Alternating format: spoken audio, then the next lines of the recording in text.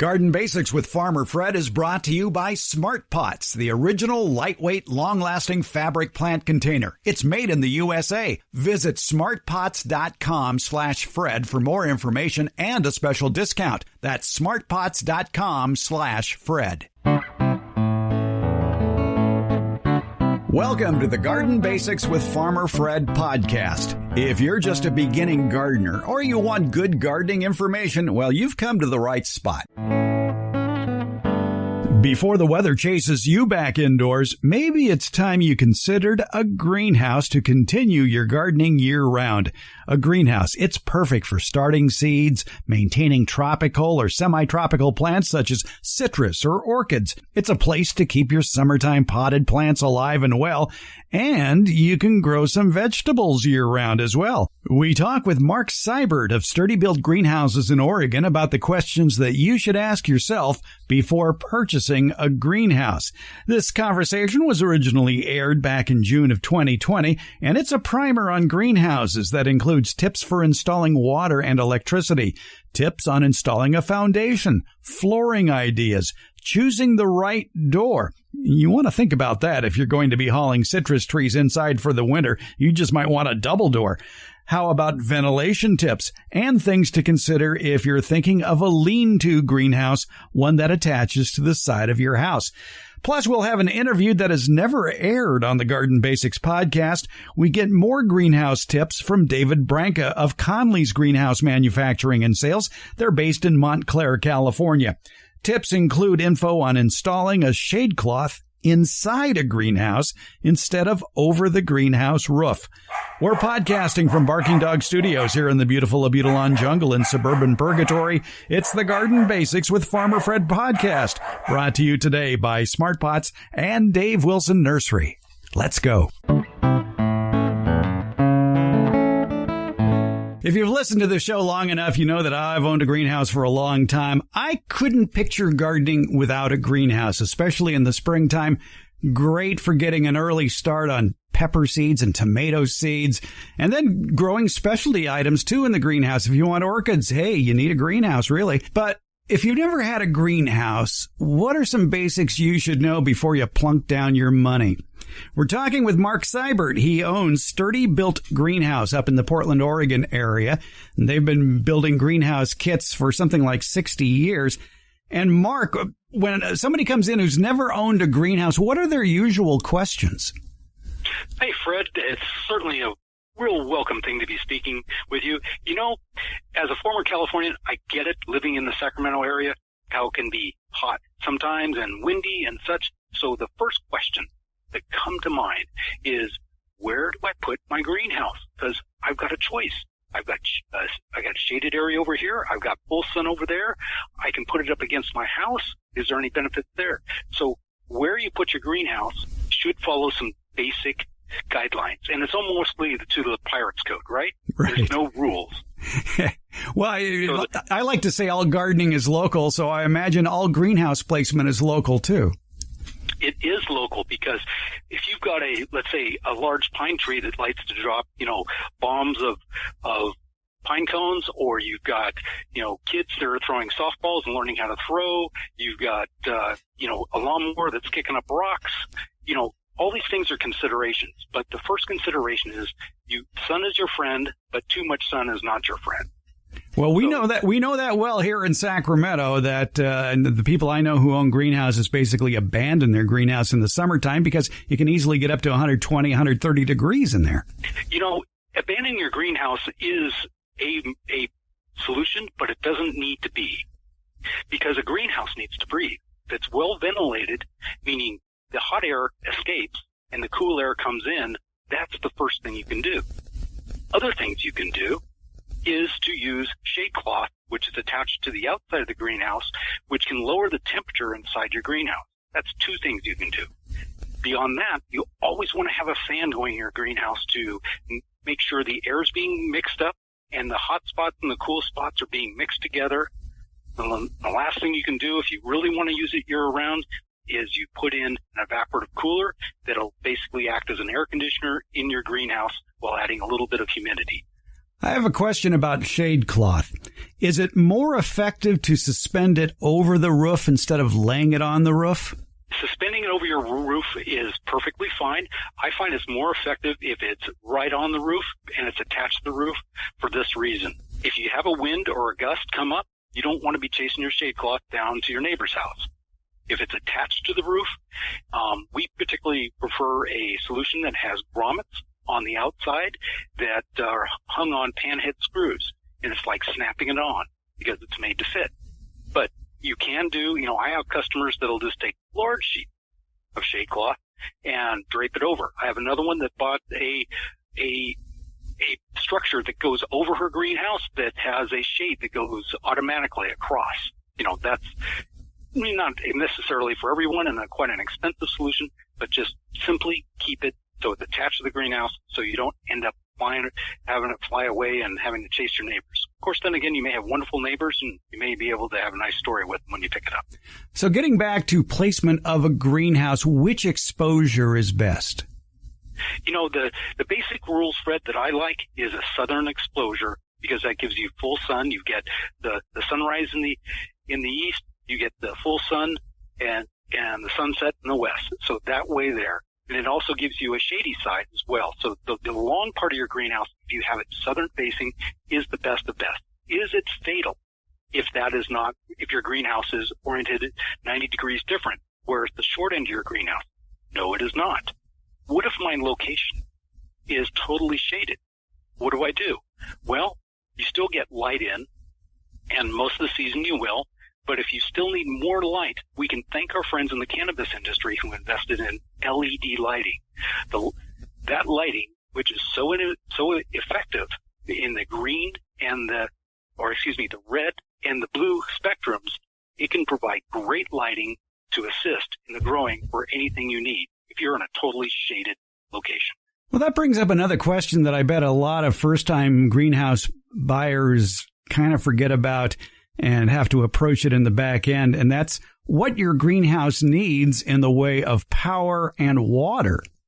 Great question, because the last thing you need is take buckets of water out to your greenhouse. What I like to do is I like to have a hose bib inside my greenhouse. I don't want it up against the wall. I want it on the outside of my benches because I don't like crawling under a bench to turn it on. So that's the first thing. You need water, and get it into your greenhouse, get a hose bib in there, and if you can find a solution that you don't have to have one of those Home Depot hoses that you trip over, that's a better solution for your water. And a water wand is always helpful. Going on to electricity, one of the things you're going to need in your greenhouse is a fan. You want that fan going 24/7. The best ones are wall mount oscillating fans because they mix up the air. And as we all know, when you close the door on a greenhouse, it's a stagnant air situation. Do plants grow strong if they're in stagnant air? No, of course not. Take your tomatoes. If your tomatoes grow up without any wind tension, they grow up weak. Once the fruit comes, they plop over. Not a good situation. So you have a fan, so you'll need electricity for your fan. If you have an electric heater because you want to heat your greenhouse in the winter season or fall season, you'll need electricity for that. And if you want to put a heat mat in, or if you want to have starts, heat mats are terrific aids when you're doing starts. You'll just put that heat mat down, you put your peat pots on with your seeds in them, and that heat will just go right up into those pots, and they'll start to grow, and pretty much you're off to propagating. So heat mat, lights, fans, all that is needed for electricity. I like running it underground from your house. Same with the water. You run it underground and have to come up inside your greenhouse. That way there's no trip hazards, shock hazards, and it's all, of course, the electricity. I prefer a GCFI protected circuit. And that goes back to the foundation of the greenhouse, because electrical and water would have to be done before a foundation can go in if you're pouring a concrete foundation. But what are some of the other foundations besides concrete that you could use for a greenhouse? The foundation that you choose is a function of two different things, the soils and the size of greenhouse. As the greenhouse gets larger, you're going to need a masonry foundation. More modest-sized greenhouses, called a 7x7, you can use a treated timber, a bed of gravel, and that treated timber and that bed of gravel is, screwed together on all four corners. And I would recommend putting stakes on the inside perimeter of those treated timbers to keep, and you strap them together, and you have those stakes strapped to those, and then that keeps those stakes from wiggling around. So at the wood foundation in a bed of gravel, so there's no water, there's no soil contact or water contact on those treated timbers, and they stay dry. So that's a treated timber.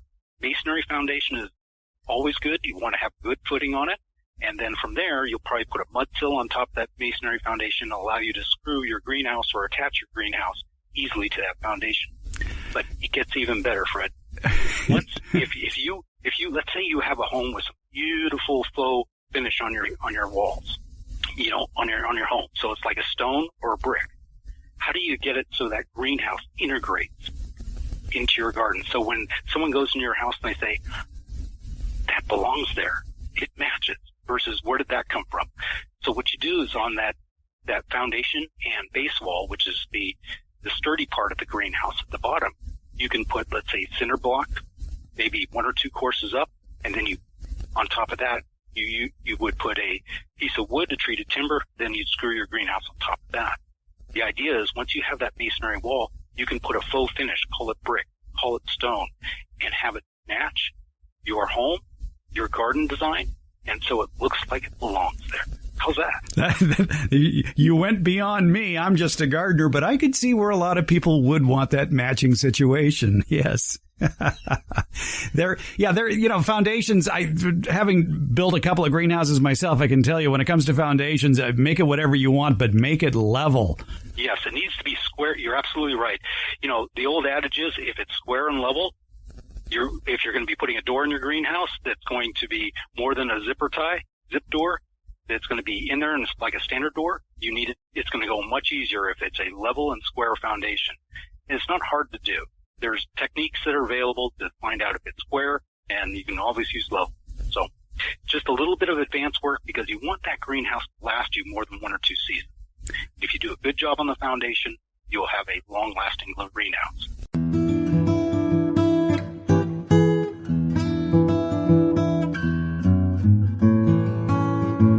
I've told you about Smart Pots, the original award-winning fabric planters. They're sold worldwide. Smart Pots are proudly made 100% right here in the USA. They're BPA-free and lead-free, making them safe for growing vegetables and other edibles. Well, the folks at Smart Pots have added a new product to their lineup, perfect for building the healthiest soil imaginable for your garden by composting. It's the Smart Pot Compost Sack, a large 100-gallon fabric bag that's lightweight yet extremely durable and lasts for years. It can hold 12 cubic feet of pure compost. This rugged fabric is entirely porous, containing many micropores that allow for air circulation and drainage. It's easy to start a compost pile with the Smart Pot Compost Sack. Just open the sack, set it on level ground, and start adding your compostable materials, grass clippings, vegetable peelings, coffee grounds, and more, as well as fallen leaves, straw, and shredded paper. Next, place the optional cover over the sack. That's all there is to it. Smart Pots are available at independent garden centers and select Ace and True Value hardware stores nationwide. You can find the location nearest you at their website, and you can buy it online from Smart Pots. Just visit smartpots.com/Fred. And don't forget that /Fred part, because on that page are details about how, for a limited time, you can get 10% off your Smart Pot order by using the coupon code FRED, F-R-E-D. Do it at checkout from the Smart Pot store. Visit smartpots.com/Fred for more information about the complete line of Smart Pot's lightweight, colorful, award-winning fabric containers and their new compost sack. And don't forget that special Farmer Fred 10% discount. It's Smart Pots, the original award-winning fabric planter. Go to smartpots.com/Fred.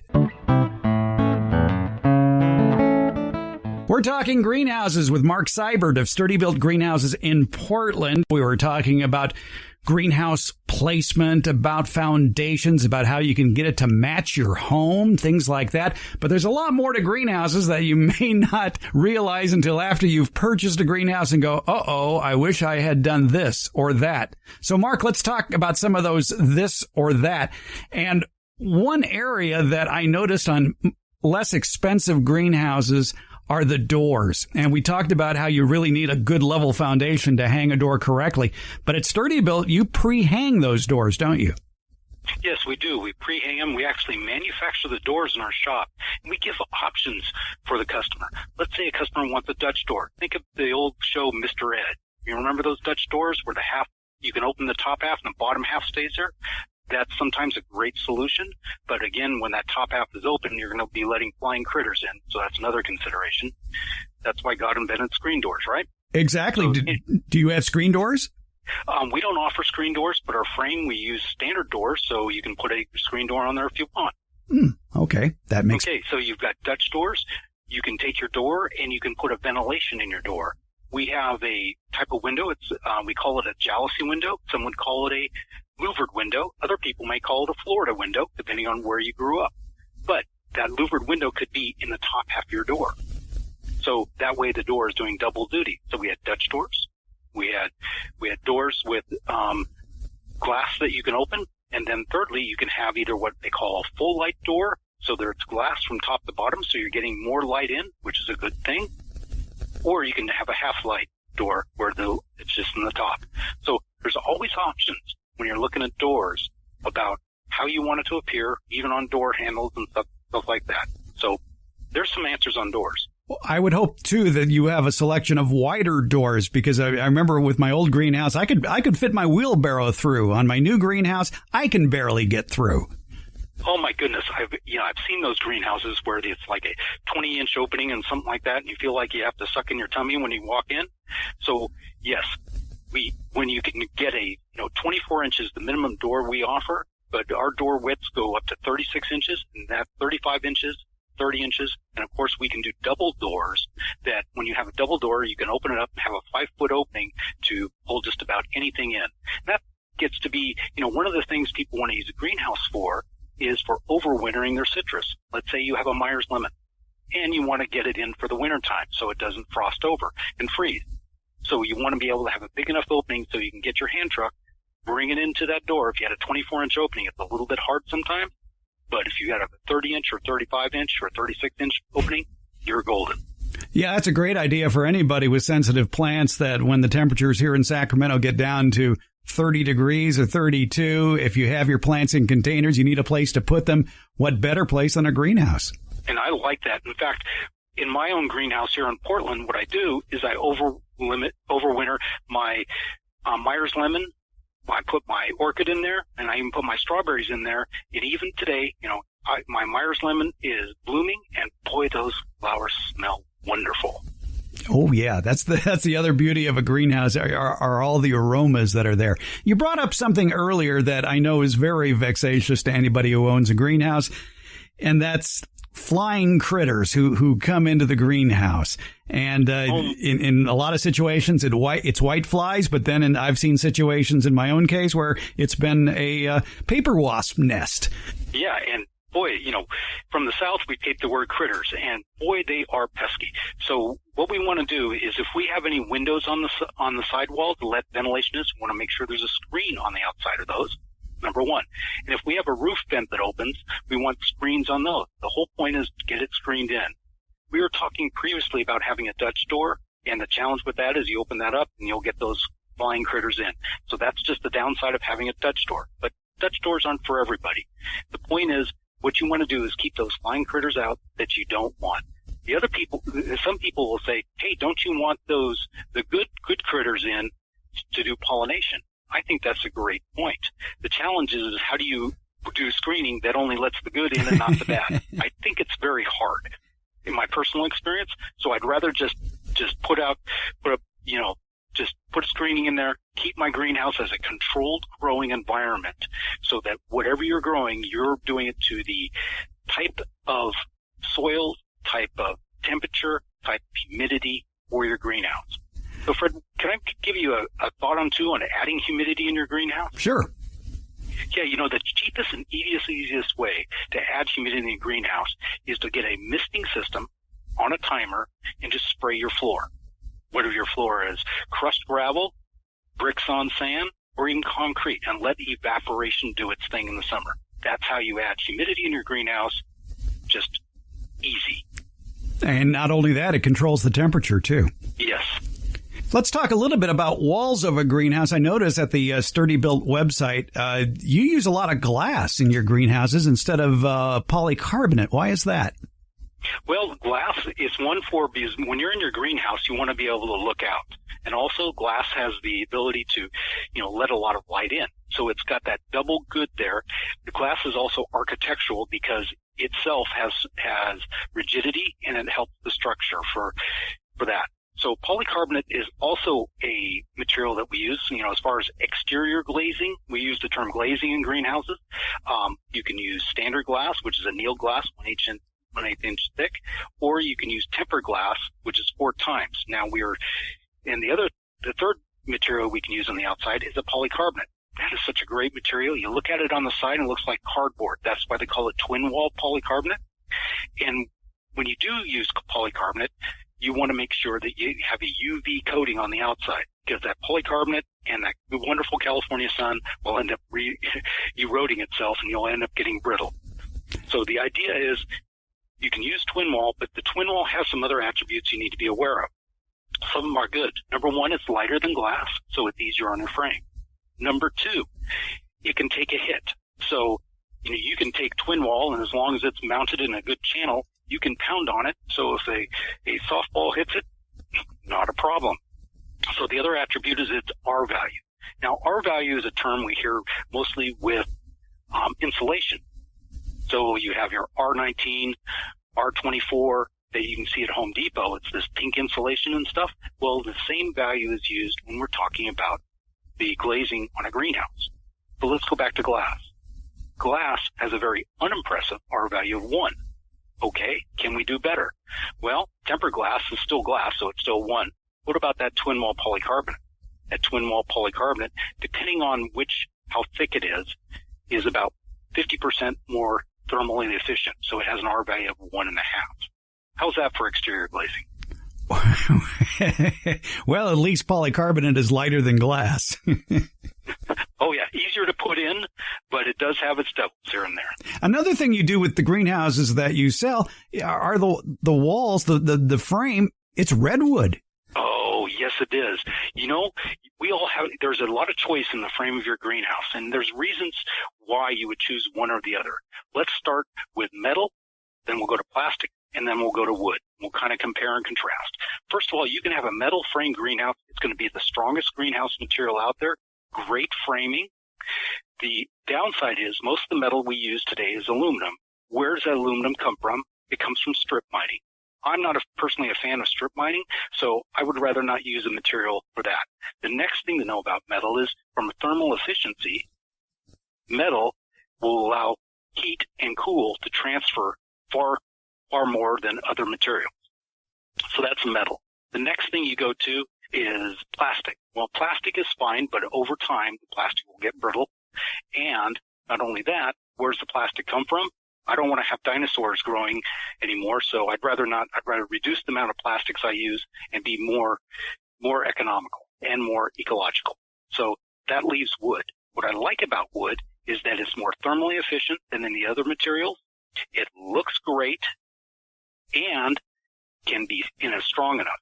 And when you're looking at wood, there's different species of wood, and each one has a positive and negative. You can use cedar, for example. We choose to use a California redwood, clear heart redwood, and that clear heart redwood compared to cedar is 20% more stronger, has natural oils in it, and it's just drop dead gorgeous when you get that stained up, and it just looks great. Yeah, we didn't even have time to get into lean-tos, but there's that whole phase of greenhouses as well, besides freestanding. Yes, there is. So, you may have the side of your garage. You may have the side of your home where you say that would be a great place to attach a greenhouse. You may want to use it for multiple use. It is possible to do that. Of course, it is always a horticultural space, not a living space, so it's a little bit different on the building codes. But it is possible to attach it to your home, use your existing home siding, so your home is fine, and then go out from there. But, attaching your greenhouse or having it lean to you on your greenhouse, you always have to think about where it will attach to. because every greenhouse should have a roof pitch, because we want the water to go down the roof and to the ground. And that roof pitch will affect how wide your greenhouse can be.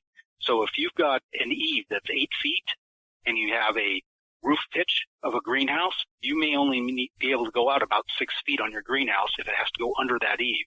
If it has to go out and around your eave, that's a different story. But if you're, depending on your situation, it's best to, call your greenhouse manufacturers, ask them how it's going to be attached, ask them what's possible. Good point. I want to point out something. If there is one business that truly lives by the phrase, you get what you pay for, it comes to greenhouses. And if people are greenhouse shopping, you're going to see a wide range of prices. Well, trust me, any greenhouse less than 4 figures is going to be a greenhouse you may soon regret right after getting it, that you need to spend a little money to get a good quality greenhouse that you're going to be happy with. And happy customers is the name of the game. I would think it's Sturdi-Built. It is the name of the game, because the greenhouses we build should last you 20 to 30 years. How do I know that? Because we have avid gardeners who are using our greenhouse, and when their greenhouse has run its course, it's usually a greenhouse that's been 20 or 30 years old. The only other greenhouse that was younger than that we've replaced is one that had a bad foundation. We were talking earlier about foundations. Well, that foundation went south because the customer used railroad ties. When they cut those railroad ties, they were treated on the outside, but that cut, they did not retreat. So it rotted out, bad foundation, whole greenhouse had to be replaced. But when you invest, it's like an investment, because, you can spend a little bit of money and be economically, fine on that, but you'll end up having to re-spend the new dollars to replace that after it falls down. We have had customers that, they ended up being our customers. They come to us and they say, okay, how much is my greenhouse? Let's say a 7x9 trillium greenhouse. And they'll say, look at the price on that. And they'll say, golly gee, we can do better. So they'll go to another source. They'll purchase that, and they'll come back. And I've had customers come back and says, A, we were never able to finish it because the kit was incomplete. B, the kit was never delivered, or C, it fell down. So all those things happen, and I've seen it happen over and over again, that I can almost tell the customer, says, you're going to be coming back, and here's 3 reasons. Yeah. And when you do, we'll be glad to see you. Sturdi-Built is based up in the Portland area. Their website is sturdibuilt.com, and I'll spell that for you. It's STURDI Built, BUILT.com. Mark Seibert, owner of Sturdi-Built Greenhouses, thanks for giving us some greenhouse basics today. You're very welcome, Fred, and good growing for you and for your audience. Are you thinking of growing fruit trees? Maybe you already are, but you'll want to know more about them. Well, you probably have a million questions, like which fruit trees will grow where I live? What are the tastiest fruits? When's harvest time? How do I care for these trees? The good news is the answers are all nearby. Just go to davewilson.com, click on the Home Garden tab at the top of the page. And in that Home Garden tab, you're going to find a link to their fruit and nut harvest chart so you can be picking delicious, healthy fruits from your own yard for a long growing season. Here in USDA Zone 9, that could be May through December. And you're just a click away with the informative YouTube video series at davewilson.com. As part of that video series, they'll walk you through the simple process of using the Dave Wilson website to find their trees either at a nearby local nursery or at a mail order source. That's Dave Wilson Nursery, the nation's largest grower of fruit trees for the backyard garden. They've got planting tips, taste test results, and information about their revolutionary backyard orchard culture techniques. That'll explain how you can have a cornucopia of different fruit trees in a small backyard. Your harvest to better health begins at davewilson.com.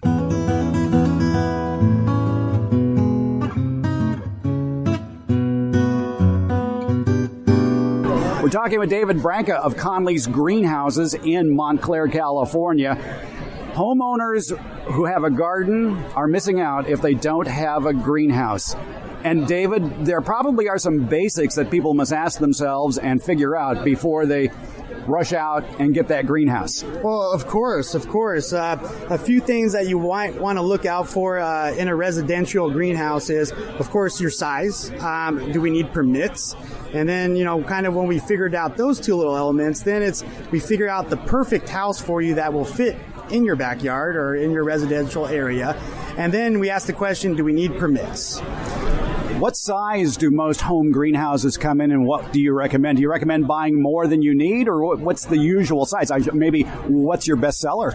Well, for residential, we have a hobby house that starts off, think about 9 foot wide. We can go all the way up to a 12 foot wide on that one. And we can make that as long as possible inside 6 foot sections. So if you wanted, 9 by 24, hey, that could be a nice little project for you in the backyard.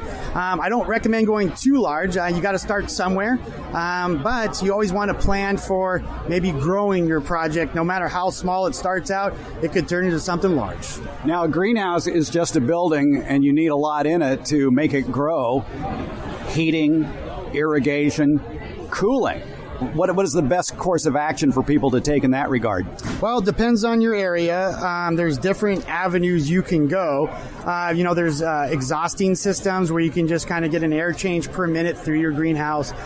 Something more of the residential style, we offer like a swamp cooler.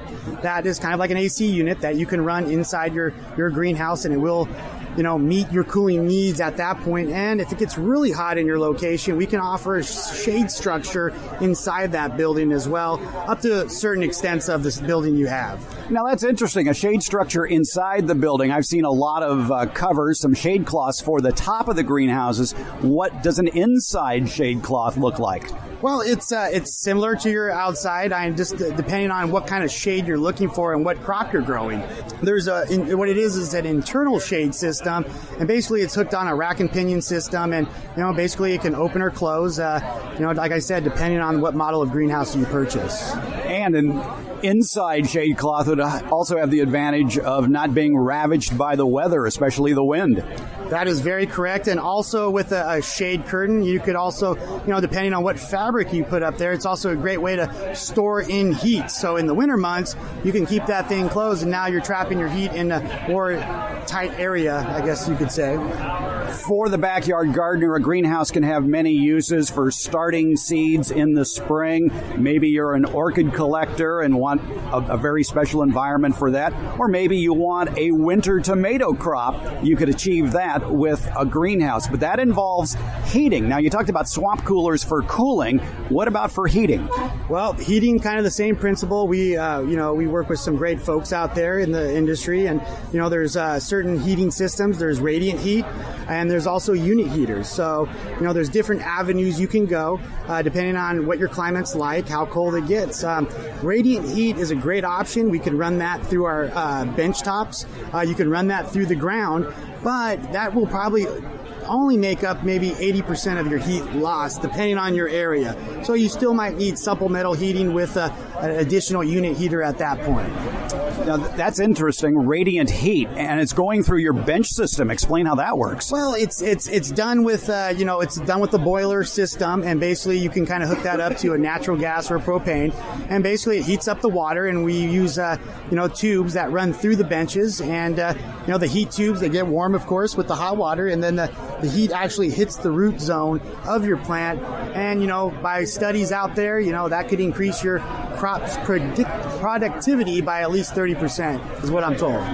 Can you also run it via electricity? That is a great question. I don't see why not, but that was the first time anybody's asked me. Okay. As far as cooling it with the swamp cooler, I would think that's a 110 system. The one, it's usually it's a 115 volts. Okay. Typically, and I think we can offer 3-phase as well on that swamp cooler, but like I said, at that time you're just dealing with an industrial swamp cooler that we have a certain model that we use, and if you got a better model out there, I have no issues with that. There are all the accessories that go with a greenhouse that people may not think about when people buy a greenhouse from your company. Conley's Greenhouses, what do they come back and say, oh, I forgot to get, what did they forget? Well, basically, things they might forget is they didn't know exactly, what greenhouse life was like. So basically they might come back to me and say, hey, Dave, I need more ventilation, or Dave, I need more heating, or Dave, I need more cooling, or Dave, this isn't working out for me. I need a wider door because I got so much productivity going on inside. I need to be able to get my carts through. So there's just little things like that. And one thing I like to tell, every greenhouse builder out there, it's one thing to buy the greenhouse, but don't forget, you got to worry about a foundation. You got to worry about plumbing if that's something you're interested in. You got to worry about getting power to your greenhouse. And then most of all, you got to get the concrete to put the footings, into the ground. What do you recommend for flooring in a greenhouse in the backyard? On something that small, I would recommend a concrete slab, just because it's clean. Or, you can always just do it right off of dirt or gravel, and it's really up to the grower at that point. It's a great place for mulch, too. Exactly. David Branca, Conley's Greenhouse of Montclair, thanks for spending a few minutes with us. No, thank you, Fred. Give a listen to our flashback episode of the week. It's episode 114, all about crop rotation and working with clay soil, originally aired back in June of 2021. Crop rotation is not just for farmers. Backyard gardeners can improve their food and flower production while improving their soil at the same time, simply by moving plant families from bed to bed each season. The key phrase there is plant families. America's favorite retired college horticultural professor Debbie Flower has the lowdown on the advantages of crop rotation for the home gardener. Now, do you have clay soil? Well, you might be worried that it's not very good for a garden. Well, worry no more. Soil specialist Steve Zion says there's a lot of benefits to gardening with clay soil, and he has tips for improving it as well. It's this week's flashback episode. Go to your favorite podcast outlet and do a search for episode 114 of the Garden Basics with Farmer Fred podcast. It's called Crop Rotation, Working with Clay Soil. We'll have a link to that episode in today's show notes, and you can also find the podcast as well as a transcript at our homepage, gardenbasics.net.